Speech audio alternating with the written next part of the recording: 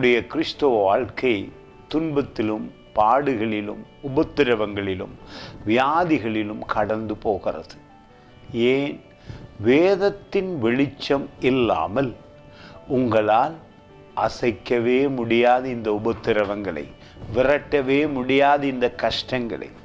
உங்கள் வாழ்க்கைக்கு தேவையான ஒரே ஒரு வெளிச்சம் தேவ வார்த்தை.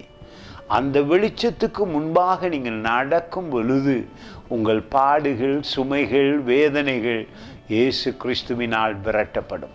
வேதம் என்பது இயேசு. அவர் வாயிலிருந்து புறப்பட்டு வந்த ஒவ்வொரு வார்த்தையும் ஜீவனை தருகிறது, பலனை தருகிறது. அதான் வேதம் சொல்லுகிறது. அவருடைய வார்த்தையிலே வெளிச்சம் இருக்கிறது, அவருடைய வார்த்தையிலே வாழ்வு இருக்கிறது. பாருங்கள், இந்த வசனம் சொல்லுகிறது, சங்கீதம் 119 முழு அதிகாரமும் தேவனுடைய வார்த்தையை மகிமைப்படுத்துகிறது. சொல்லுகிறது, உம்முடைய வசனத்தின் பிரசித்தம் வெளிச்சம் தந்து பேதைகளை உணர்வுள்ளவர்களாக்கும். என்ன சொல்லுகிறது? பேதைகள், அறியாதவர்கள், தெரியாதவர்கள், வாழ்க்கையில போராடி கொண்டிருப்பவர்கள் நிச்சயமாக இந்த வெளிச்சத்தை கண்ட உடனே அவர்கள் ஞானம் அடைகிறார்கள், பலன் அடைகிறார்கள். அவர்களுடைய ஆவியிலே உற்சாகம் வருகிறது.